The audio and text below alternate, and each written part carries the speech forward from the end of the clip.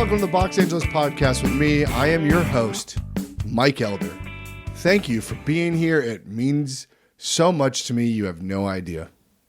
What would also mean a lot to me is if you follow me on social media, Instagram, YouTube, TikTok, all that jazz, at Box Angeles. Give me a little follow over there. Why not? And do all the podcast stuff. I never promote the podcast stuff. Like, subscribe, share, comment on Apple Podcasts, Spotify, wherever you're listening. Put down a rating and a review. I did my due diligence. Now let's get to the episode. We've got a really fun one this week that could have gone on forever. This guy is so funny. He has so many funny stories, so many things to talk about. I had so many questions unanswered because it was such good stuff we were getting out. But who is it I'm talking to? It's actor Adam Shapiro. You know Adam from shows like The Bear, Grey's Anatomy, The Rookie, Never Have I Ever. He was in the movie Steve Jobs. He's been in tons of stuff. He also started a pandemic side hustle called Shappy Pretzels that has since blown up. And we talk at length about that as well. A person, me, fascinated by side hustles, had to talk about that. Adam's so funny. This was really fun conversation. I think you're going to dig it. I don't want to waste any more time. I don't see why we should wait any longer. So without further ado, I give you... Hey, what's up? I'm Adam Shapiro, currently in New Zealand. Adam. Yo! I'm so excited to talk to you for many reasons. Yeah, let's get into it. The reason I reached out was I had Jason Weiner on, and I don't know if you listened to his episode, but he shouted you out in it. Is that right? Yeah. Somehow it came up about side hustles or something, and he was like, oh, Adam Shapiro, my guy. I often shout out Jason Weiner when I'm speaking. Often. I have a lot of Jason Weiner stories. I love that. Jason Weiner, he totally changed my whole career trajectory, actually. Oh, tell me how. I'll get into that. So and this is like a whole thing. This is like an exercise in as far as an actor, but just like as in finding one's authentic self, right? Which is something that I feel like is a really hard, challenging thing to do, especially when you're an actor, because a lot of times we get into this acting thing because we don't necessarily either know who our authentic self is or we don't want to show that. We want to just be a different character, you know? And so I feel like for me, it was a really hard thing to do. And I remember I went for an audition for a show called Rebounding. This was like a pilot at Fox. It was about like a bunch of guys who have like a pickup basketball team. One of the guys is an early in life widower. His wife passed away, and the rest of his basketball team helps him rebound, right? And I'm like the quirky guy on the basketball team. I'm like the most neurotic guy on the basketball team. And so I go in and I audition for it, and I show up as like the nerdy, quirky, blah, blah, blah. And it was a good audition. It was good. It's good. It's good. I mean, I say it like that, like good. You know, not like good, but like the high pitch good. Like it was good. And I'm leaving the audition, and Weiner was the director of the pilot, and he pops his head out, and he's like, Shap. Now we had been friends at this point, but not like besties like we are now. I mean, I was officiated his wedding. Oh, yeah, to the lovely Jackie, okay. Jackie Steidenweiner. And so I stop, and he's like, hey, I'm going to bring you in to test for studio tomorrow for this, but I have a note for you, and I didn't want to give it to you in there in front of everybody, all the producers and stuff like that, because it's more of like it's not like a acting note, it's more of like a life note. And I was like, a life note? What does that mean? Right? And I was like, okay. He's like, I'll call you later. And I'm like, all right. You know what? So I go home. I'm like, what is this going to be? And he calls me and he's like, hey man, I don't want you to take any offense to this, but you are nerdy enough. And I was like, okay. And he's like, I'm just saying you don't need to come into this audition putting anything on. Yeah. You don't have to wear the outfit with the glasses and the thing and try to be nerdy or try to be something that you think we are looking for in this character. We don't know what we're looking for in this character, right? And we hear that all the time as actors. Like, right. They don't know what they're looking for. You come in there and you show them what they're looking for. And he's like, what I'm saying is like, it's not that you're nerdy enough. It's just that you're enough. You are enough to book this role, to play this character, to sit in that waiting room with all those other way more famous people, you know, that are in the waiting room.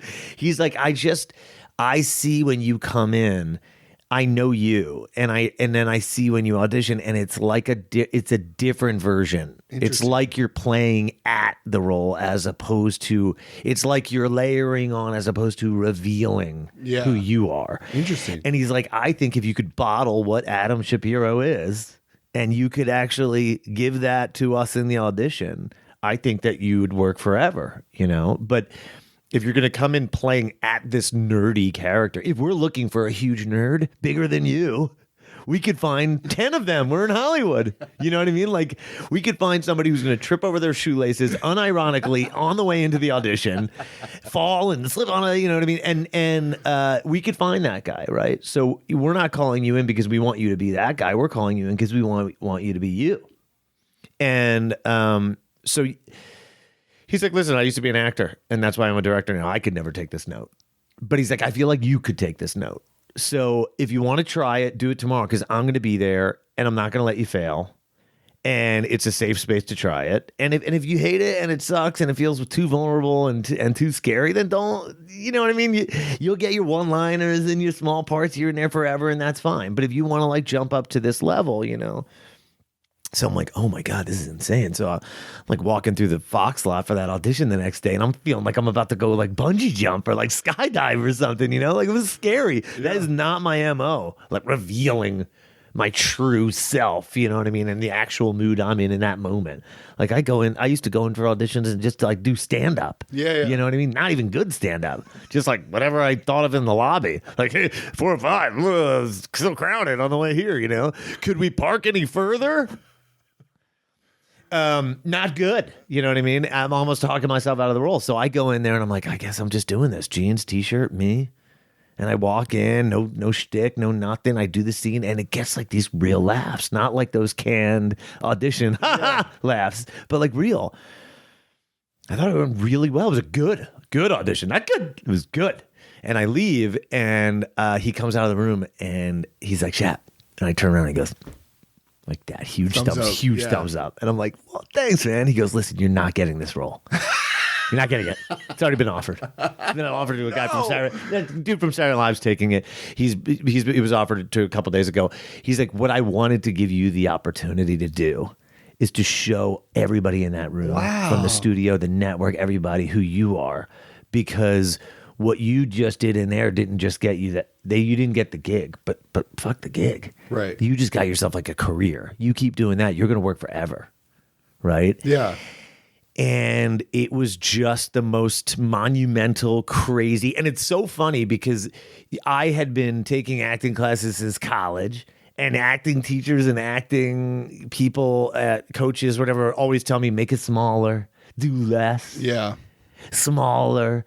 But as an actor, you don't know what that means. Yeah, it's tough. It's a tough note to. I'm like, do I just keep my arms like attached to my sides? Do I not move my face? Do I not move my, right? And like, what they were trying to tell me was just be more authentic, be more you. Stop doing so much acting on top.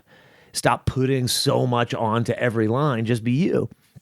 But as somebody who has a big personality, and I'm very expressive, make it smaller, do less. I just don't even know where to go with that kind of note. 1000%. You know? And it took the right person at the right time using the right words to make me understand what that note meant. That's awesome. And that was Weiner, and that was that audition. And no, I didn't get it, but like I've like worked nonstop since then. And now, you've changed how you've approached it. 100%. That's so cool. 100%. I feel like just listening to you talk there for a bit was like, I got what he was saying. Like, I see who you are, just being yourself. Yeah. And I understand what he was saying. Yeah, he's like, come in. You have a clear perspective. You have a clear point of view. Come in as you. Adam Shapiro, yeah. And then the funny thing is like I've almost gone overcorrected with the authenticity thing, and like the last 3 roles I've played have all been Adam Shapiro. Yeah, like the bear, right? Like the bear. I'm literally like, I thought I was worried about getting typecast. I'm literally typecast. I only play Adam Shapiro with a messenger bag. I mean, it's crazy. They're going to put out breakdowns now that are an Just Adam Shapiro type. Yeah. You know what's so funny? My first job ever, I played Adam Shapiro in these T-Mobile commercials. Oh, funny. And it wasn't like I auditioned for a character named Adam Shapiro, but it was an improv sort of commercial of me going across the country on a road trip. And the whole point of the commercial is to show that T-Mobile phones can work anywhere you are, which is it's dating the commercial. Sure. Because that's like, now we think, well, that's the point of a cell phone. Yeah. But at the time, it was like, no, this phone can work anywhere, even in Minnesota, you know? And the irony is I'm from Minnesota. That's funny. Minnesota. Yeah. Dude, Timberwolves. Good team. I'm a fan. Big Anthony Edwards fan. I just got my son a little Anthony Edwards jersey, the little one, the City nice. Series Cute. one with the snow and the ice. Cute. So I improv'd, hey, it's Adam Shapiro. I'm on a road trip. I'm in your town. Whatever. And then Adam Shapiro made its way into these commercials for a while.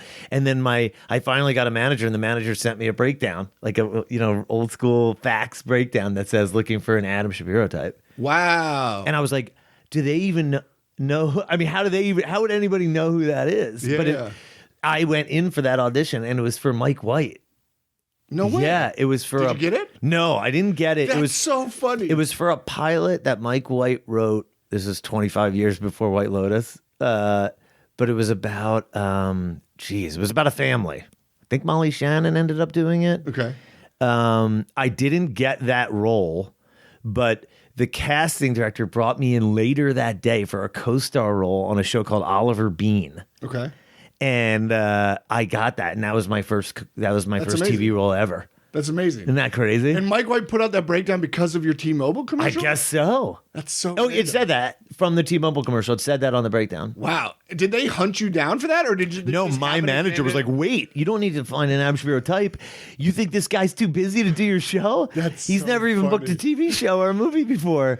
You don't need to look for the type. Just call in Adam Shapiro. What's wild is you're the second person on my podcast that's happened to. Do you know Dan Gill? He's like a taller commercial course. actor. He got one where it was a Dan Gill type, and he didn't book it either. And he was like, that's me. Yeah, and he was also like, who read this and thought, who's Dan Gill? Just like, Yeah, who would be like, He's like, he's not going to be available, so let's get someone like him. it's so weird. I actually had I a great got story. really close on a show this year called Rainmaker that shot in Dublin recently, and I auditioned for a PJ Byrne type, and PJ's a good buddy of mine, and he's amazing, and I worked with PJ a lot, and I'm like, there is no PJ Byrne type. There's one PJ Byrne in the world, but I auditioned for it, and I got really close, and then I was sort of on the hook for it, and then I called PJ. I was like, dude, why aren't you doing this? yeah. Like, what do you know what I mean? Like, I know he's a busy actor, but this is like a big show. And he's like, I didn't know. oh, I am. Oh. I am doing it. Why? And I was like, nothing. He's like, wait, are you like still on hold for him? I'm like, kinda. He's like, oh man, I'm so sorry. I am doing it. I'm just still working out the deal. And I was like, well, congrats, PJ. You make a great PJ. Wait, to the Jason Weiner note thing, I feel like I get similar stuff. And I just started an acting class. And I wonder if you get this note too, because I feel similar to you. And don't take this the wrong way, but I'm often told to modulate more. And as I'm listening to you, like I turned on your mic to start and you're loud and projecting, and I love it. And I do the same thing. I like project to an audience. Yeah, man. Do you get that note ever, like to modulate your voice? In an Yeah, audition? totally. I mean, it's one of those things. I think like we should all learn theater before we learn how to act on TV and film, because you can go from theater to TV Right. and film. I don't know how easy it is for people who've just worked in film to then jump into theater. I mean, that's like, you know what I mean? That's a huge leap. I think it's easier to pare it back down. Right. But yeah, I like, for sure, I'm sure there's been a lot of boom mic guys who have been like, making adjustments, pulling the mic back. Definitely don't have to worry about having the boom in frame if I'm in the frame, because the boom is going to be way, way further away from me. But I don't know. I think I totally do. I mean, I've always just like, turn it down, don't talk, but I've gotten used to it. But I literally practice doing that and watching really great actors. And like, I remember the first time I was on a film set, I was just like, I can't even hear the guy I'm in the scene with. Right. I'm like, what? What did you say? Are you done the line? You know what I mean? Like, I'm like, there's some quiet actors out there that really bring it down really small. And I mean, that's definitely not my personality or my thing, but I get it. Yeah. So for like that and like the Jason note, when you go and do like an audition, do you like try to consciously remind yourself to do that beforehand? Or have you It's just sort like of worked it into now your it's thing? sort of become like habitual. It was weird. It was like the first time I did it, it was a little bit like learning how to ride a bike. Like that moment you finally are like, I push this pedal and then I lean this way and I push this pedal and I lean this way and now I'm done. Like you don't have to relearn that skill or that move because now you know how to ride a bike. Yeah. Like that's how it felt for me. Like I mean, and I'm not going to sit here and say I don't get nervous, that I don't. My first reaction to reading an email about a appointment that I might have that says the character's this or that I think I cast myself out of it. I think every actor has that moment where they're like, oh, yeah, this is not my part. There's no way I'm playing this, you know? But yeah, then I sort of go, oh, that's my old tendency to think about what they want or what they think or what, you know, and then I just go back to like, they're not calling me in. Knowing who I am, there's enough footage of me out there. Right. They're not calling me in thinking I'm going to do something different here, you know? And, you know, I hope to get to the point in my acting career where I get to take those giant swings and, you know, someone's like, trust me to play like a Abraham Lincoln or something like that. And I'm like, not Adam Shapiro, but like, you know, steps. I'm thinking like maybe I could move into like playing like Adam Schwartz or like Adam Greenberg and then sort of like go into like some non-Jewish last names like Adam Johnson and then maybe not even Adam and like grow. And then eventually I could play like a historical figure. One step at a time. We were talking as you walked in here because you're commenting on my self-tape setup. Good setup, by the way. Speaking of like, well, first off, you say that in every audition, I always want to try to figure out how to stand out in self-tapes. Yeah, trying to figure out a way. You said, and I don't want to put you on blast, but you say you're in New Zealand every self-tape now. Yeah, well, I mean, you know, I don't want to give you know the way all the tricks to the trade, but yeah, when they say to say where you are, I always say I'm in New Zealand because the production value's there because it's just a great background. You know, a great background's a great background here in Hollywood or in New Zealand. And so I don't have to show those big mountains or anything like that. And I think like when an actor's in New Zealand, they're shooting something kind of huge. And you can't expect the actor to tell you what they're shooting in New Zealand because if they're shooting in New Zealand, it's probably a project they're not allowed to talk about. It's funny because I kid around, but I'm serious. I do say that I'm always in New Zealand, but I remember when I first moved out here, I had a million jobs. And one of my jobs, I was a casting assistant for Mary Vernew at a Betty May casting on Abbot Kinney. Yeah. And at the time, they had this like tiny bungalow on Abbot Kinney, and they were casting all these really cool comedies. And Orange County was what we were casting while I was in the office.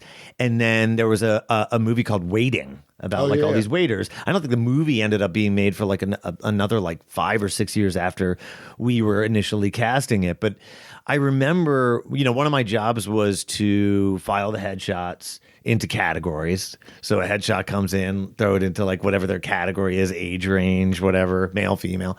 And then when auditions were happening, I would manually type in the name of the person onto the camcorder, so it set it on there. Sure. You know, it's just like I remember Seth Rogen coming in and typing in like, and you have to hit the button a million times to get to S or whatever. Yeah, and then you have to hit the million button to get to E and then to T. And I was like, oh, it took me so long. And I remember like holding up Seth Rogen's audition because I was like only on R, you know, and he was like, no, it's okay. And anyway, so like Seth, like he was so funny and he was so cool and he was so authentic and he was so himself. Like I remember just being like, whoa, because at this time I had never seen a Hollywood audition. I was actually still in college studying musical theater. I'd only seen like musical theater auditions where like people are like dressed to the nines and they come out and they project and they sing and it's like a whole different thing. Oh, this was like a summer internship? This was like a summer internship. Got it. Yeah, that I came out here the year before I graduated at University of Maryland. And I was like in this office. During the week, I was Andy Dick's assistant. That's like the worst job in all of Hollywood. So I only went up from there. And then during the weekends and when I had time, I would go into Mary Venew's and be an assistant in the casting office. But I forget what I was telling the story. One of the things I noticed was every time like a baller actor came in for an audition, we never had like a nice headshot, a nice color headshot made out of like that like harder, texture, thicker paper stapled to, on the back, a nice stapled resume. If it was a baller actor, it was like a fax of a fax of a fax of a photo of them at Sundance, with a scarf on. And then there was a resume on the back that the actor didn't make. It was like UTA made that resume. Sure. And like, it was like stapled on to the paper, and it wasn't like cut to fit the headshot. You know what I mean? Like, right. I used to think like your headshot's got to be immaculate and perfect, and then your resume is printed on paper, which is not an 8x10, so you have to like cut the edges off and like the same thing. Yeah. And I was like so crazy about that. And then every time a baller actor would come in for an audition, they didn't have a headshot. I took like a photocopy of a fax that came in from the agent and stapled it so that the casting director had it there. So I remember my first time. So that became a goal of mine, is to like never not have a headshot. I don't want a headshot because I don't want to look like a green actor who's got a headshot. Yeah. I want to look like Seth Rogen who's like killing it, So I remember the first time I ever went to a film festival, my goal for the whole festival was get a photo that I can then take, like in one of those portrait booths where the actors get like these really nice, cool film festival photos. Take that photo, take it to Kinko's, photocopy it, take that photocopy and photocopy that, and make it as shitty as I could make it look, and then staple a resume to it that looks like it was made by an agency, and then use that as my headshot and resume, And so I did a short film called Short Term 12, which ended up being a feature, which was incredible. Yeah. And it was Destin Daniel Cretton's like first movie he ever made. Now he's doing Spider-Man. And we went to the Las Vegas Film Festival with Short Term 12 before we went to Sundance. And it won Best Short at Sundance and several festivals. And while we were at Vegas, I found like the Getty Images photographer who had this portrait booth. I was like, yo, can I get a picture? I have this, I'm trying to be like Seth Rogen or whatever. And so my Seth Rogen's become like a dear friend of mine, by the way. He's like the best guy ever. But at the time, I didn't know him at all. And I said to this and the guy's like, sorry, like this is for the actors that are like in the feature films. It's not for like the short films. I was like, man, I'll do anything. I'll come before your first portrait of the day or whatever. He said, all right, if you come at like 7 a.m. tomorrow, I'll like take your picture. I'm like, done. So I show up at 7 a.m. the next day with Destin. I'm like, Destin, you got to come and get a picture with me. So we both got pictures together and separate or whatever. I mean, it was like our first like cool like portraits. Awesome. Now I took that portrait in Las Vegas. I went to this Kinko's and I started making copies of it, and I made it look really crappy. It didn't say my name on it. And that was my headshot for like the next like, I don't know, 5 years. Was this really crappy picture. See, what bugs me about that is because I feel like you were talking about cutting the resume and everything. I think there's rules that need to be followed. Oh, of course. And then you get a lot of A's in school, and you study. And I'm like, okay, if I follow these rules, they'll appreciate my work. Sure, but rules don't matter, and that's what my point is about like the self-tape thing. Yeah, like, you're like, I'm in New Zealand because you just want to sound appealing and sexy, and it works. And it's like, but he's breaking the rules. I know, it's funny. I think it's like all about breaking the rules out here. Like, I really do think that like if in order to stand out, you have to break the rules a little bit. And I think the best actors break rules all the time. I agree. And that's what I'm trying to figure out. And that's every great actor. Yeah. It's like you go to 200 South La Brea and the guy that books it is, if it's like a construction worker, is the one that's wearing a suit. You know Doesn't look like a construction worker. Yeah. He's standing out because everybody's there wearing a reflective vest. Yes. And this guy just showed up in a jean and t-shirt. And I think like, I think that's one of the hardest things that I had to learn moving out here was as a rule follower, as somebody who like comes from an academic background. My mom is a teacher, my father's a professor. Like it was all about following directions and sitting in the first row and asking the teacher's question. And I got out here, and that's what I thought was going to make me a successful actor. And I think that you keep that, but you keep that in your pocket. Yeah. Right? You don't want people to see all that work. I saw a video of Meryl Streep the other day, and she was saying like, listen, like you show up prepared. You do your work. You do all that A+ homework. All that stuff that you and I feel like we need to be doing, right? But that's the thing that fuels your work, right? That's your lunch. and your lunch is in your belly, and that's fueling you for the rest of the day. But we don't want to see the lunch in your belly, sure. Right? That's disgusting. Yeah. We don't want to see the work. You do the work, but now when you show up, you just want to be a real person with the flaws and the rule breaking and the pimple on your cheek and all that stuff that I thought everything needed to be covered up. Yeah. It's the revealing of all that that's going to make you unique and stand out, yeah. Right? And I think there is no one like each and every one of us individually. Right. So if you're looking to stand out, the closer you can get to being you with all your flaws and your imperfections is going to create a better chance of you standing out. Yeah. All the great things in my life that I've ever had came from me being more authentic and certainly not less. You know, I don't want to keep harping on this, but with the New Zealand thing, do you think it actually works and makes you sexy appeal, or do you think it works for you psychologically and gives you maybe more confidence or something? It could work on a million levels, or it could not work. Yeah. I find it funny, so I'm going to do it. Right? That's authentically you. That's authentically me. The other thing is like somebody else might find that funny. Somebody else might know I'm obviously not in New Zealand and just find that funny. Like on my resume, right? And I don't know if my resume still like goes to places. I don't know because I don't have it anymore. There's no more in-person auditions. Right.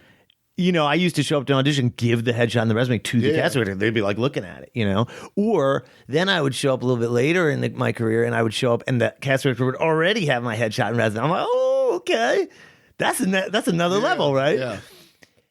On my resume, it says really big at the bottom, Carnegie Mellon University. Now, I didn't go to Carnegie Mellon University, but it says right above Carnegie Mellon University in really small font, University of Maryland, but wanted to go to : big Carnegie Mellon University, you know, because all those geniuses went there. Oh my God. And so a few times I was in auditions and directors were like, Carnegie Mellon. You're just like social engineering this entire thing. And they'd be like, Carnegie Mellon. And I'd be like, try to suss out if they were being serious, and I'd just say things like Pittsburgh, man, Pittsburgh, you know, because I don't know anything about Carnegie Mellon.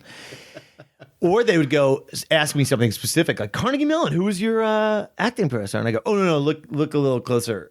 I went to University. It says the University of Maryland, but wanted to go to Carnegie Mellon, and then that's hilarious. Then they go, oh my God, that's funny, right? Oh, see, this gives me slight anxiety, though. Sure. This isn't for everybody. With my foot in my mouth, you know. This is not for everybody. I live what I do is I live with my foot in my mouth. So it's really just a matter of just taking the foot out. I don't worry about putting my foot in my mouth because I wouldn't go anywhere if I was worried about that. Yeah, exactly. But there were a few instances of people asking me about Carnegie Mellon, and then I say, "Oh, look a little bit closer. I think you're not reading the fine print there." Then they see it, and then they're like, "This kid's hilarious." I mean, I would do this stuff all the time. Like I remember when I first moved out here, everybody would just tell me how small my resume was. They're like, "Oh, you have like a really, it's a very small resume. Like, oh, you're not going to be able to get in for that because it's a very small resume." So what I ended up doing was, and this is when I had a headshot resume, I printed out my headshot real small, like like a 1 inch, like that. Like maybe you could print 100 of them on one piece of paper, and I cut them with like a paper cutter, and then I made my resume exactly that size too. And I used mini staples to staple them together. So I would go into auditions, give people my headshot and resume, and they were like, they were 1 inch big. And I would take it out of a really small pocket in my jeans, like the small pocket, and I would give them my resume and keep going. And they'd be like, "What is this?" And I'm like, "Oh, that's my resume. It's like a really small resume."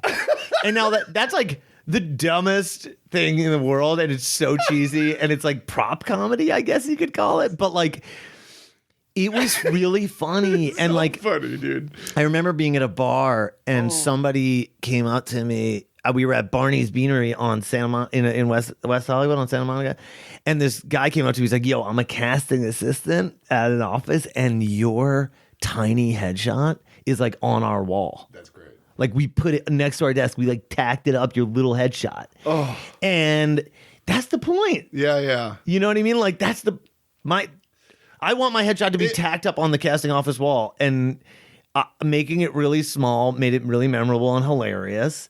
And if they needed it bigger, they could find it bigger. I mean, I also did the same thing with I remember my agency at the time was APA, and they were like, you need a demo reel. We need like something to send out on DVD. And I was like, oh man, I tried, but like I'm just in that T-Mobile commercial, that one line in Oliver Bean, and that one line in Gilmore Girls.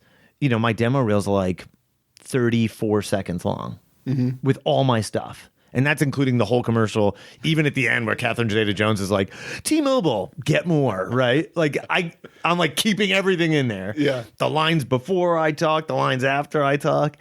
And so what I ended up doing was I made the DVD, I made the reel, and then this is my favorite thing ever, and I kind of want to do another one. But you remember how DVDs had like commentary on them? You could like choose to watch the movie with commentary. So I made the demo reel where you could choose to watch the demo reel, or you could choose to watch the demo reel with commentary by Adam Shapiro and his roommate Dave Offenheiser. And Dave and I did a 35-second really funny pass at commentary on my demo reel. And it made the demo really funny, like actually funny. Gosh. So what I did on the DVD was just basically make the link that said click demo reel like unclickable. You couldn't watch it without the commentary. That's hilarious. You know what I mean? If you clicked watch demo reel. You're social engineering everything. You're just This is what I'm doing. Manipulating people. Manipulate. And so you had to watch it with commentary, and that was really funny, you know? And that was like... Well... It comes back to like you got to stand out somehow. Yeah, and sure. All you it sounds like you're doing is standing out in the rules because like. Well, I just think if you're trying to stand out, if you're even considering standing out, you might be barking up the wrong tree. What do you mean? I think if you are doing what is authentically funny to you or good to you, or. So, like, I never thought, like, I'm going to do this demo reel with the commentary because I want to stand out from the other demo reels. I thought I want to do the demo reel with the commentary because it's hilarious. Right. But it's like when you're making a movie. It's like you want to make a movie that you find funny. You can't guess if it's going to stand out amongst the other comedies. Right. I guess my point is I want to compliment you. You're doing it within the scope of the rules, though. Sure. You're almost doing extra credit, right? Because how can I... What I struggle with is how can I make this square self-tape with a gray backdrop stand out? In the rules of that, without going out and shooting the movie myself and making a fake explosion and all that. You're still doing it in that gray backdrop, but you're adding in a little teaser in there like, ooh, maybe there's more to it. I'm in New Zealand. You're doing a demo reel, but you're adding commentary in that form of. You're not saying I don't need a fucking demo reel. You know what I mean? You're following the rules, and then you're adding onto that. You're printing off your headshot and resume, but you're doing it small because it's like following the rules, but you're adding. Exactly, and I think like that's great and really clever. And I can't point to any of like the self tapes where I've done all these hijinks and be like, I booked that one. In fact, I don't know if that's the case. Like I'm trying to think of like self tapes. It doesn't matter though, right? Because it goes back to what Jason Weiner said. It's like you're standing out now, and then that might become the something person later. that finds the New Zealand comment funny on my self tape is probably the person that should cast me, right? And then it's probably in the project I should get cast in. The person who's like, wait, is he really in New Zealand? I don't understand what this kid... And they don't cast me? Probably probably don't share the same sense. Yeah. It's the casting assistant at Barney's that becomes a casting director later. Who's like, this dude's hilarious. Exactly. Yeah, and I think like...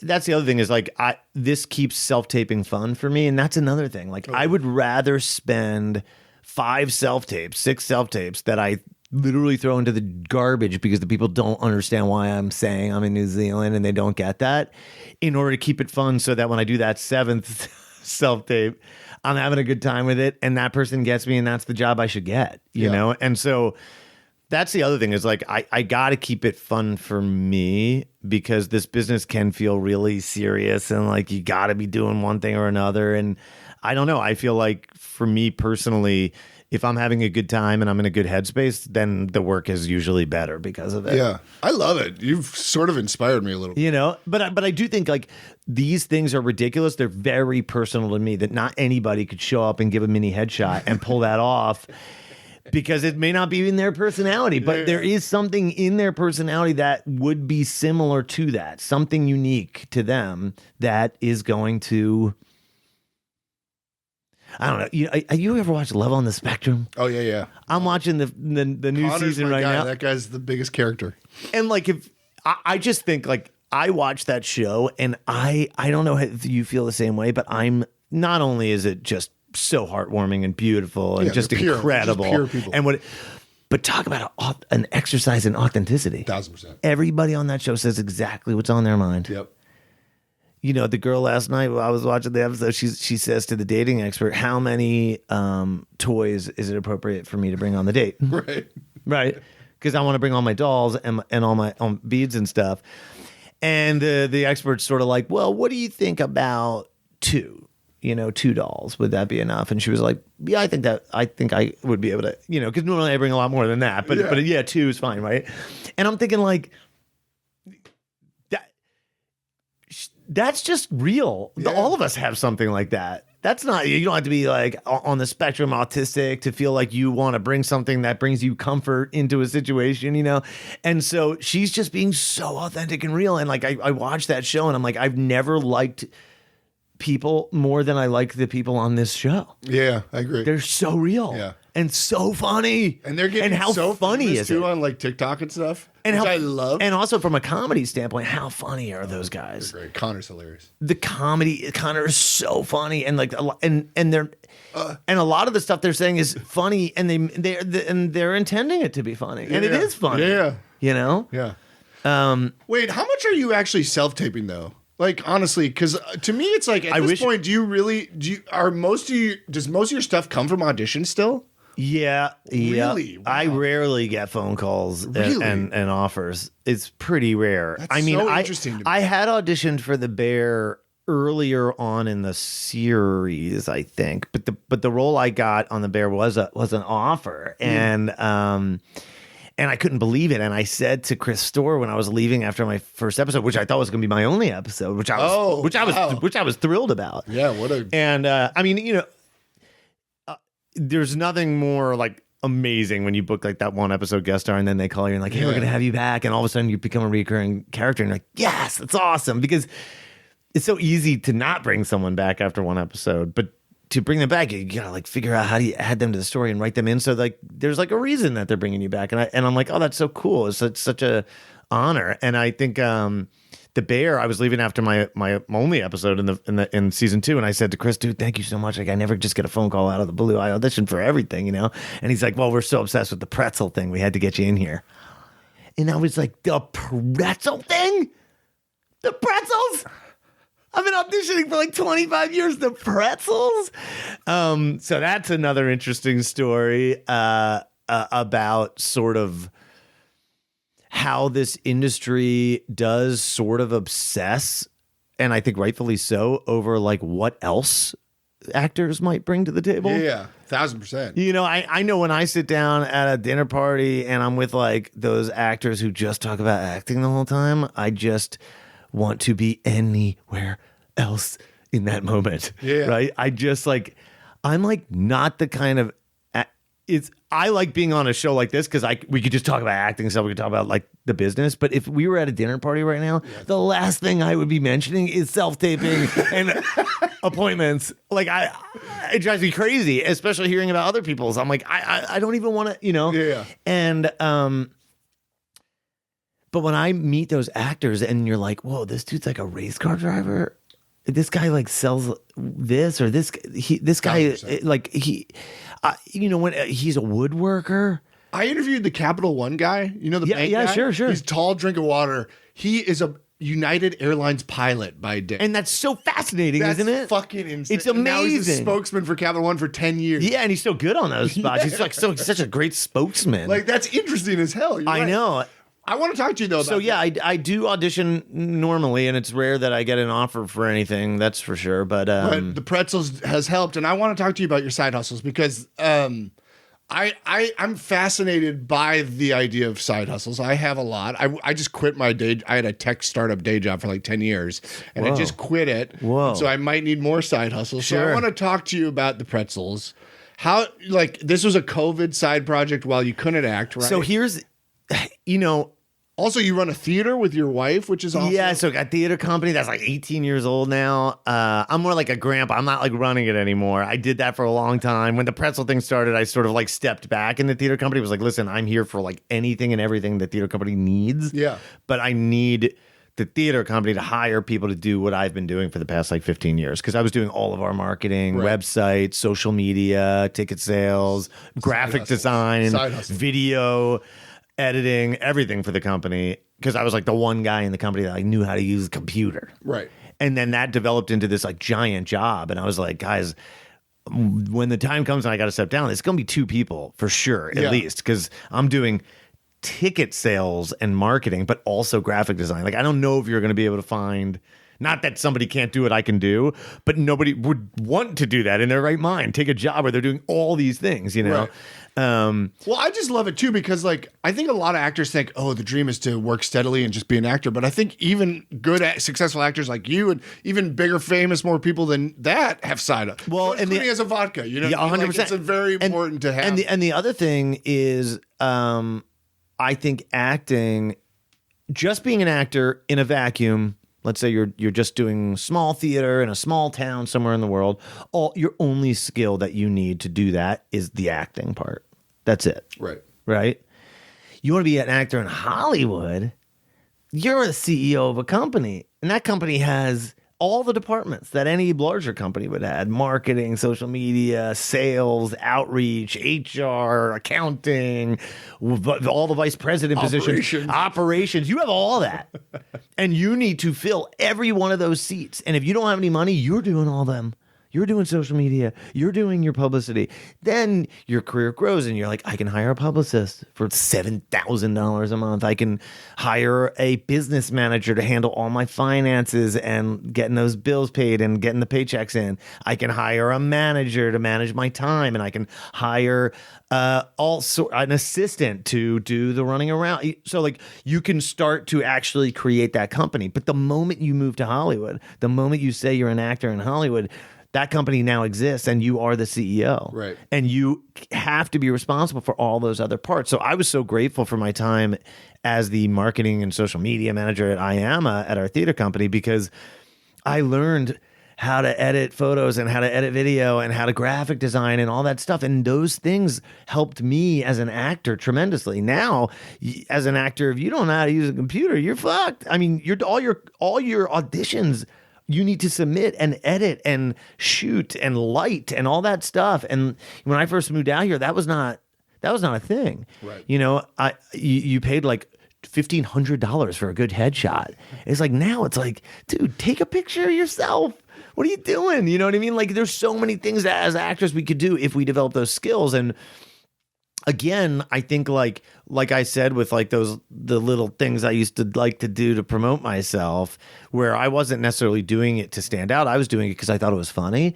Shappy Pretzel wasn't necessarily started because I wanted a side hustle. It was started because I thought it was great. Oh, I thought, okay, sure. I didn't think like, I need a side hustle. I need to like make some money on the side here. I need to like have something when times are like tough. It was not like I want to make a side hustle. It was, I want to learn how to make a Philadelphia soft pretzel so my 2-year-old can eat one during this lockdown. Okay. Yeah. It was not like, how do I make this into a side hustle? Right. Yeah. And but that's the best way side hustle start, out of passion. Out of passion, you know. And I think like now there was something, and Henry Winkler and I did a movie together, and he's become like a really good friend and like a mentor to me, and in a big way. And I remember the first time I ever went to the Winkler household for dinner on a Friday night, and Katie and I are there, and there's all these people there, and it was this amazing dinner. It was so incredible. And Henry Winkler is like my idol in so many ways. I think he's a brilliant actor. I think he's an amazing comedian. And I like that if you bring up Henry Winkler's name in this town, people say he's the nicest guy in this business. That's cool. I want to be that. That'd be awesome. That's what I like to. I don't want to not be nice. Like, and I've always heard like, oh, nice. You don't make it in this town if you're like not like ruffle a few feathers. Henry Winkler doesn't ruffle feathers. He's like the nicest dude ever.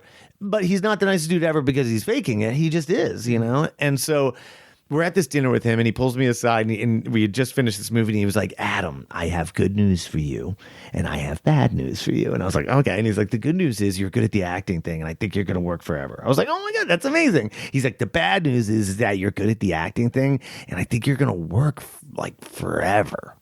And I was like, oh, well, what does that mean? He goes, well, when you work forever in this town as an actor, you come across periods of time with huge gaps between working. Yeah. Right? If you don't work forever, eventually you just go and you do something else. Right. Something else that you might love more, that's more suited for you. But when you're an actor and you do work forever, you go through it all. The tough times, the good times, the big stuff, the small stuff. When there's nothing, he's like, find yourself. He's like, after I played the Fonz, no one wanted to hire me for 40 years because all anybody could see me in was the Fonz. And he's like, thank God for Adam Sandler putting me in The Waterboy. But that was like 30 years later, you know? And he's like, you know, I had little things here and there and I tried little things, but what I want to tell you and the advice I want to give you is, because you're going to work forever, find something that has nothing to do with acting, that is creatively fulfilling, that fills your time and fills your passion, that doesn't have to do with the miracle that is someone writing something that ends up being perfect for you, that you end up getting the audition and no one, the guy who they wanted isn't available. Oh, that miracle that happens to book a role. Find something that doesn't depend on that, you know? And so for a decade, I thought about what Winkler said. I was like, what am I going to do? Maybe I'll do website design. Maybe I'll do, but I didn't love making websites for people. And then I just was like, I don't know what this is. Cut to the pandemic. I start making soft pretzels with my little son. Just at home in your stuff. At home on my, in my oven. And then whenever Kelly Ripa goes on vacation, my wife gets hired to like replace her on the show, like the substitute host. Well, during the pandemic, we were shooting her episodes on Zoom from our house, and Seacrest was at his house, and it was a whole Zoom broadcast. So at 6 a.m, I'm setting up lights in our living room and the camera. I'm getting Katie ready. She's in hair and makeup, which is her just doing her hair and makeup. And then boom, we're live on air, national television with Seacrest in his house, and the two of them are doing their host chat in the beginning of the show. And then Seacrest one day randomly says, what have you guys been snacking on, during this lockdown time? And Katie's like, oh, my husband's obsessed with making a Philly soft pretzel. And I just jump on TV and I'm like, yo, Seacrest, I'm bringing you some soft pretzels tomorrow. So I make a little bag, and at 4 a.m, I make some pretzels. I give it to his assistant. She drives it out to him on the west side. He eats them on the air, national TV. And it's like, these are amazing. Everybody needs to buy Shappy's Pretzels. And I'm like, whoa. I get back on TV. I'm like, there's no Shappy's Pretzels. It's just me and my son. And he's like, well, there should be a Shappy's Pretzels, And I was like, okay. And so they go interview the celebrity of the day or whatever. I go into the kitchen and I get Shappy Pretzel Instagram and I get the Shappy Pretzel website. And I know how to do that stuff super fast because of my time at IAMA. And I just make a quick one-page website just so nobody steals it, because he said it on national television, And I just so nobody steals it, I make a quick website that just says, yo, your mall's pretzel can go fuck itself. Shappy Pretzel's here. And then if you click on Shappy Pretzel, it takes you to the Instagram. Right. And on the Instagram is a video of me saying, we're not a real pretzel company. This is just for fun. But if we do become one ever, you'll be the first to know. Yeah. And all of a sudden, there was like 2,000 people following this pretzel company. And I was just posting videos of me making pretzels or trying to make pretzels. And then people started DMing me, let me buy one. Let me come over and get one. I'm dying for a Philly pretzel or whatever. And so I said to Katie, I'm like, should I like sell a couple of these? She's like, I mean, it was lockdown. She was like, whatever gets you out of sort of MySpace would be incredible. and I'm like, okay. And so people started DMing me and Venmoing me, and I'd send them my address, and they would come to my house and they would pick up pretzels. And all of a sudden, this business started. And now, 5 years later, it's a side hustle. But when I started it, it wasn't. It was just a labor of love in the truest way. All I wanted to do was make people happy during the pandemic. And I couldn't do that the way I normally try to do that, which is do plays and laugh. Yeah. Did you have a family recipe, or no? I just created my own recipe. Just tinkered for months. Like a soft spot from a youth trying. No pun intended. A soft pretzel spot. Oh. I love Philly soft pretzels. They're a very specific type of soft pretzel. Everybody in Philly knows what it tastes like. Everybody knows in Philly how it feels when they get one and where they first used to eat them, whether that was the pretzel day at school or the guy on the corner of their street that sold them on the shopping cart, or that place on Broad Street where you could get it right out of the oven at 2 a.m. when you get out of the clubs. I think I knew exactly in my head my North Star of what it should taste like. So I just kept trying different things until I found one that tasted. Awesome, dude. And then it wasn't until we started selling so much of them that I learned how to shape it. The ones I sold early from my house, I couldn't get them to stop proofing. And no matter how good the shape was when I shaped it, I didn't have a freezer. I didn't have a facility. So the pretzel would eventually just keep proofing until I baked it. It was the dead of summer in the valley. It was 110 degrees. And I'm like, and I've got my oven on 24/7 because I'm making 500 pretzels a day. And so it was like 115 degrees in my kitchen. So the pretzels were just these giant, puffy, overproofed, like buns. You could kind of see that they were once shaped. Yeah. People didn't care because they tasted exactly like the pretzel from their childhood. Yeah. And then once I moved to a big bakery and started working with bakers, I learned how to like do all the things in baking you have to do in order to keep the beautiful shapes of all the pastries that we love, and all the breads that we love. Yeah. So now they look like Philly pretzels and they taste like Philly So at pretzels. this point, how big is the company? Like, We got a bunch of employees. Wow. We did. What's yes. a bunch? Like 20? No, we've got, I think there's 10 people who work at Okay. Shappy Pretzel now, 2 sort of work on a more full-time And you have like a basis. facility in the And then we valley? have a facility actually right above Canner's Deli. Oh, There's a big wow. bakery up Okay. there. And from about starting around 5 in the morning, it's pretty much empty up there because they do all their breads and pastries and cookies and everything from like midnight till about 5 in the morning. Oh, so from, you rent it out from them. yeah, so from about 5 in the morning till dinner time, that place is open for Shappy Pretzel, which is great. Like today or yesterday, we had an order of 2,000 pretzels for a school district. The day before that, we had an order of another 2,000 for a pretzel day at Universal, celebrating the office's 20th I anniversary. saw that. That's so cool. And we do Gold Belly. We ship the pretzels nationwide overnight. We do a lot of pickups at Canner's, and then we do just a ton of set catering, bar and bat mitzvahs, weddings, tying the knot. It's crazy.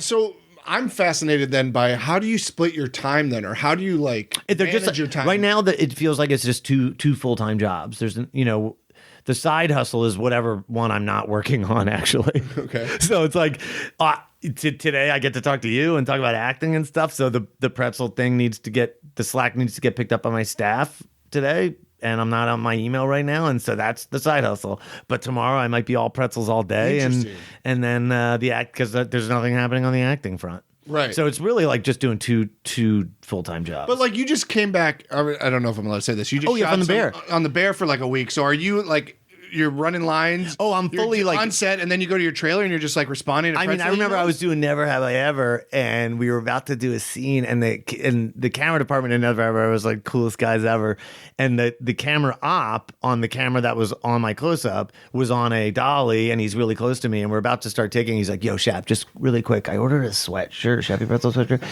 Do I pick that up at the pop up, or does that get shipped to me?" And I was like, "This is the best, man! Like, I just love having both things." Honestly, like, I mean, I think this as an actor. It's like there's a lot you can be doing as an actor every day. Yeah. You are the CEO of your company, so there's a ton you can be doing. There's also a ton of downtime as an actor, like a lot. And I think like there's a room in our lives for other stuff. 1,000%. And the other stuff is what makes us a more interesting actor. Absolutely. So a lot of times I'm like, what am I doing with this pretzel thing? Like, it was not a profitable month, or I lost money this year, or whatever. It's like, I go back to like, what Henry Winkler said, which is like, find yourself something that you love and that fulfills you when there's those lean times, which now I've gone through the pandemic with this pretzel company and the year-long strike with this pretzel company. And like, thank God I had it. Yeah. And then the other thing I go back to is just how I think this makes me a more interesting actor. And I also think it makes me a more comfortable actor because before that, I take that shot in Never Have I Ever, before the pretzel company might have been like in my head about what I'm about to do. Now I'm answering this guy's question about the sweatshirt he ordered, and then they're calling action, and I'm going right into the scene, and it's real and it's live, and I'm not in my head. And I think it makes me a better performer too, because I'm not so wrapped up in my own fucking face. Yeah. And you're not As an actor, you could get sort of lost in your own bullshit, right, know? and your desperation because you're like, oh, I need this gig, but you don't. Every actor knows the moment you book a flight home is when you book a gig. Right. Or New Zealand. Every time you say, I can't tell you how many actors I've worked with that are amazing actors. And I'm like, whoa, dude, you're so good. Yeah. What show were you on before this? And they're like, oh no, I like quit acting like 4 days before I booked this. I wasn't on a show before this, right? Yeah. Like I had this, I was shooting a show called The Continental in Budapest. Oh, shit. And we had this amazing Icelandic actor playing like one of the villains in the show. And his name was Armandur. And he and I hung out a lot. And he's the man in Iceland. He's a singer-songwriter. He's an actor. He does theater. He does breath work. He's like a physical trainer. Like he does so many things, right? And he's like, yeah, man, you can't like make a living just acting in Reykjavik. There's like not enough projects. Right. He goes, but our government pays for our theater. So like cool. there's the government subsidizes so much art in Iceland that you can make money as an artist and then also have time. He's like, for example, during the pandemic when I couldn't do theater, the government was still paying me as a resident theater actor at the National Theater. So I used that money to like learn breath work and I learned like martial arts. That's And so I did everything else I could to like fill my cup as an actor because I was getting paid to be an actor. And you can still do things to be an actor that don't necessarily have to do with acting. And I was like, dude, this guy's brilliant. Anyway, he's now he's a regular on a show called Going Dutch on Fox. Oh, yeah. The Dennis Leary comedy. Yeah, that's great. And he's so funny in this show. He wasn't a comedic part in mine. Yeah. He was like a villain.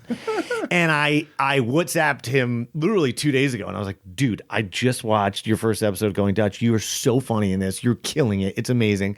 And he sends me a video back and he's like, I was done. Like I fully was like, I guess I'm not going to be an actor. Wow. And then I booked that. And I was like, I've heard that so many times. Yeah, wow. And like, it doesn't mean quit acting so you can get a role. But what it does mean is there is something to that flight you book out of town takes your mind off of things. Yeah. It takes the desperation away. And you know, I think every time I've had to act amidst some sort of crisis or drama or whatever, it's so much better, you know? And so find a way. I think what Henry Winkler told me was so valuable in those lean times, but also so valuable because in doing so, I think it made me a more interesting person. Yeah. You know, sure. And for myself too. I used to when I was just an actor and all I thought about acting, like I would think I'm so boring to talk to right now. Like who cares, you know? But now you got all this fun Now stuff you can to talk about pretzels. Yeah. It's the best. Wait, can I ask you some Shark Tank questions about the pretzels company? Yeah, sure. So are you profitable? Yeah. Okay, I would hope so. Yeah, right? yeah. Well, you know, but I could give you Shark Tank answers, which is like, I put all that money back into the company. Of course, yeah. Right. So I'm not taking all that profit and spending it on cars and stuff. Well, you're paying yourself a little bit. Or no? No, I put all the money back into Shappy Pretzel. Really? Good for I'm like, you. I'm buying a new pretzel cart. I'm buying a new van. I'm hiring a new employee. This person says they need work. Let's get him hired. Those are the best founders, are people that don't pay themselves and support. Yeah, I mean, luckily, like this year was really lean for me acting wise. Like I just did the Bear and then I got to go back to the Bear, but I didn't do anything really in between. I did a short film. I did some theater stuff, but it was nothing that paid. Yeah. So like, I was like, I might need to start paying myself from Shappy Pretzel. But that's a good option to have. Yeah. You know? How'd you get the Oscars? Did they approach you or did you just like think this would be a perfect... The Oscars was the best. And like, this is one of the things I love about Shappy Pretzel. It just opens these doors that there's no way. Like I was never been to the Oscars. I know a million amazing actors that have never been to the Oscars. Yeah. Like in order to go to the Oscars, you need to be in a film that gets nominated. And then as an actor, you need to be nominated. It's like, there's only a couple actors that are in a film that gets nominated that get to go to the Oscars if they're not nominated as an actor. Right. Like it's tough. It's tough. Even with the SAG Awards, I remember when I was in that movie Steve Jobs and like we were going to get nominated and I was like, yes, like I'm going to get because SAG is the whole ensemble. Right, yeah. You know? And then my agents were like, you're not in the ensemble. And I was like, well, fuck, I'm not in the ensemble. I'm in the opening credits.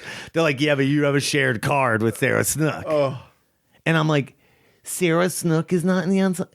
They're like, you have to have a single card opening credits to be nominated for a SAG ensemble. That's wild.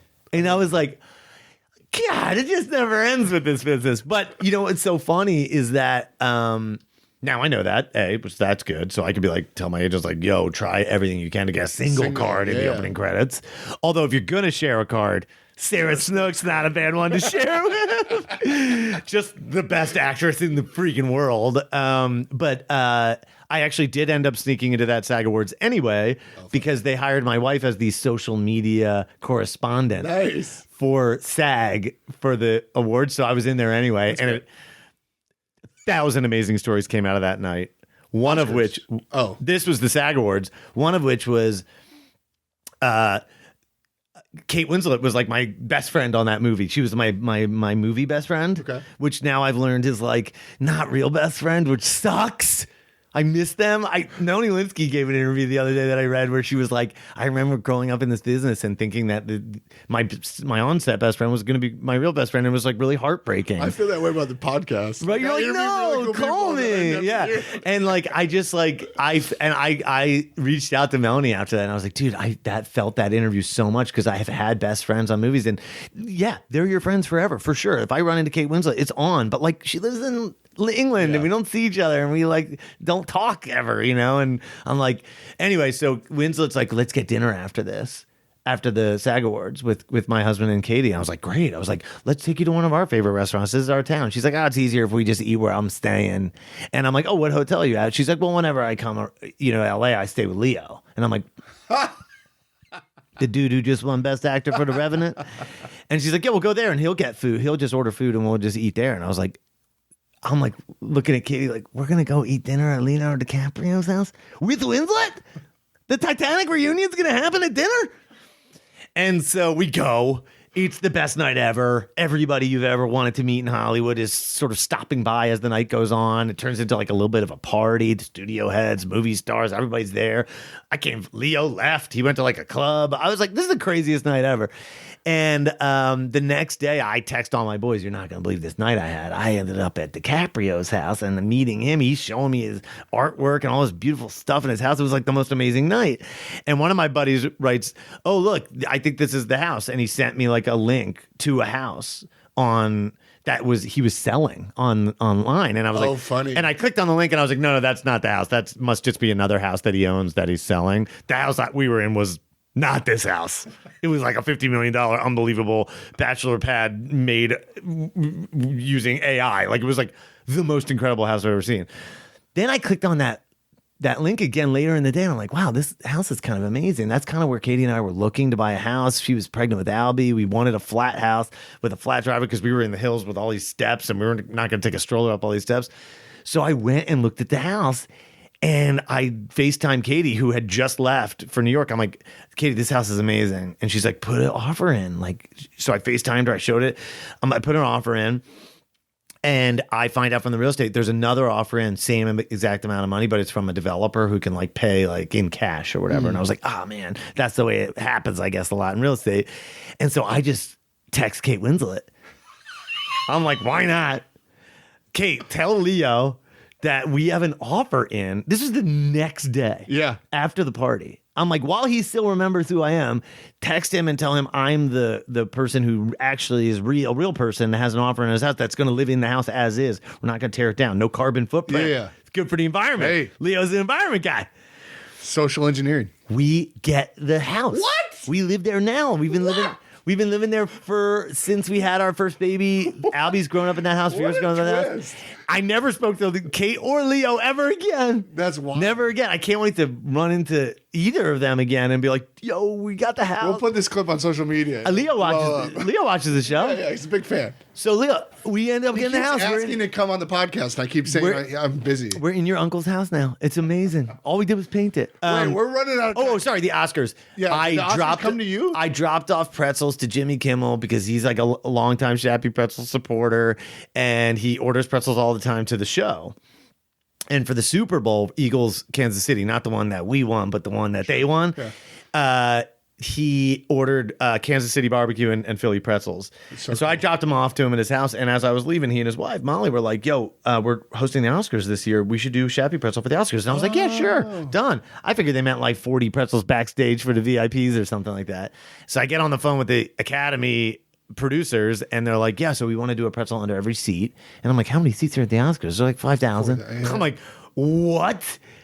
What time do you need the pretzels? And they're like 8:30, 9 a.m. I'm like, oh my God. So that was like Shappy Pretzel's longest night. We just baked from, 10 p.m. all the way till I delivered them. And now we've done it 3 years in a row and we got the process down. And now we can just bang it out, drop it off, get them under the seats. Dude, Kimmel takes a lot of chances on people. Or Kimmel he hooks a lot of people up. Kimmel's the best dude ever. Yeah. He's the best. And he's so funny. And Molly produces his show and is a writer on the show, and they did the Oscars together, and like they're just the best. Yeah. Talk about taking a chance. Like no, we had never made 5,000 pretzels before, and he's gonna put it under every seat, a Shappy Pretzel. That's awesome. Not like a Annie Ann's or a Wetzel's or something like that.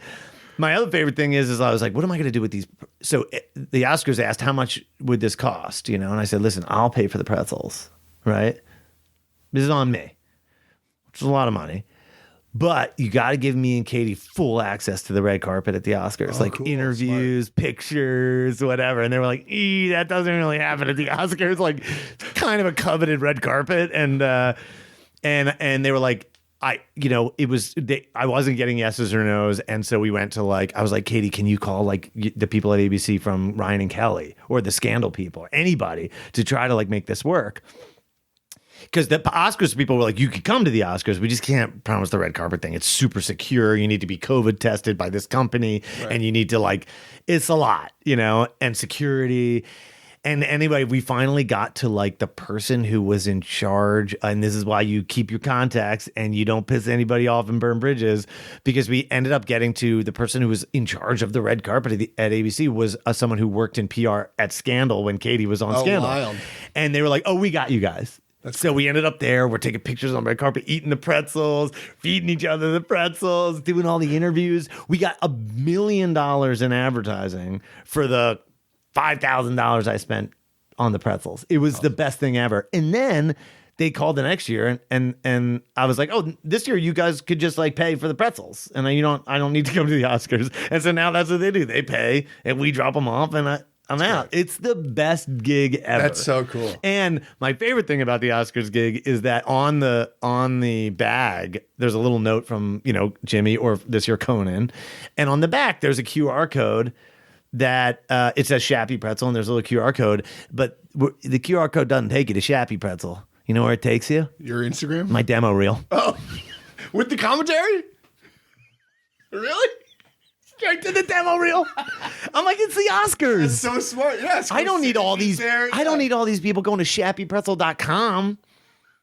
I need these people seeing my demo reel, my acting demo reel. Spielberg's there. Yeah. That's so clever and smart. So that's what it is. Within the rules. I love it. Yeah. I'm like, hey, I got one more question. 2 more hours. Let's do 2 more hours and then I'm out of here. This up, so make it quick. Who took a chance on you? I don't make anything quick. Who took a chance on you is the last question I like to ask.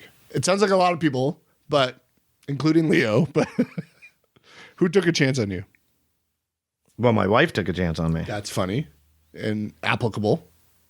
Yeah. My wife and I have this amazing partnership in so many ways. We are married. We have children. We take care of the kids together. But she has made me like a way better person in a lot of ways. And introduced me to concepts I never heard of, like therapy, acting class, preparing for things, being on time for things, maybe not talking for a second, things I had never really considered. Not that if you're listening to this podcast, you're like, this dude never stops talking. But no, I think neither of us. She was a waitress, She wasn't a big TV star like she is now, right. And I had 1 million jobs, but I was doing a lot of commercials. So I was the richest actor she had ever met, because I was doing all these national spots and stuff, and she had just coming out from New York and Tish, and I think I was doing a series of Captain Crunch commercials where I was the nemesis of Captain Crunch, Jean Lafoot. And it was the best job ever. It was like a campaign. I did it for a couple of years. It paid really well. It was awesome. But I made a documentary behind the scenes of being Jean Lafoot in the Captain Crunch commercials. And it was the first thing I ever sold. I made this documentary and I sold it back to General Mills because they wanted to use it in-house. Wow. And show it at this big conference. And they're like, we'll pay you for this, but we're going to like re-edit it and make it a little tighter. And I was like, yeah. And like, I like sold this like little documentary, so cool. But the documentary is a tongue-in-cheek documentary about being the world's greatest actor who happens to also be in these Captain Crunch commercials and how serious I'm taking the accent and the stuff and all this. And I showed her that video right when maybe after our second date, I showed her this, hey, this is what I'm doing. And I made this video and she saw that video and was like, this guy's great at what he does. You know, he's not wealthy. He's not super successful. There's no promise of a future here, but you know, she took a chance on me like I did with her. And I think like our partnership has made us both like better people, better actors. And every time she's booked a role, it's boosted me in a big way. The day she booked Scandal, she said, if you don't want to audition for commercials anymore, you don't have to. Oh. You know, this is happening. Scandal's happening. Yeah. We didn't know if Scandal was going to get picked up. Right. But Shonda said it would. Yeah. And Shonda we trust. And Shonda we trust. The middle name of both of our children is Shonda. And I was like, okay, I'm going to stop doing commercials. Not because I didn't love auditioning for commercials or doing commercials. Right. But because, as you know, when you audition for commercials, it takes up a ton of your time. Yeah. And I was really ready to focus, like really focus on TV and film and what I could be doing to be doing more TV and film. Yeah. And so her booking Scandal was the thing that changed my career just as much as it changed hers. Yeah. You know, so talk about taking a chance on somebody. That's great. She was like, you don't have to make any more of that commercial money. That's great. For the family? We could just do the Scandal for a while? That's beautiful Huge chance. And a lovely answer. Yeah, huge chance. And you probably got bonus points for that answer, so nice job. Yeah, if she sees I'm the guest, she's not listening to this podcast. Adam, you are so fun. This was such a delight. Oh my God. You made it. I'm glad we could do this. My guests make this easy for me. And thank you for having me. Yeah. You could just ask me one question and then I talk for an hour and 7 minutes. Adam, this was a delight. You get a tail slate now at the end. Hey, check us out part 2. And check us out on the live tour. We're going to be in New York. Are we going to do a live tour? Yeah. Check us out when we come to your city. We're just going to do this podcast over and over again. We're going to do the exact same thing. Yep. This was scripted. Tail slate. Adam Shapiro, 5'11", live in Los Angeles, currently in New Zealand. MTV and the Channel E. A thing for celebrity. And this is like a whole thing.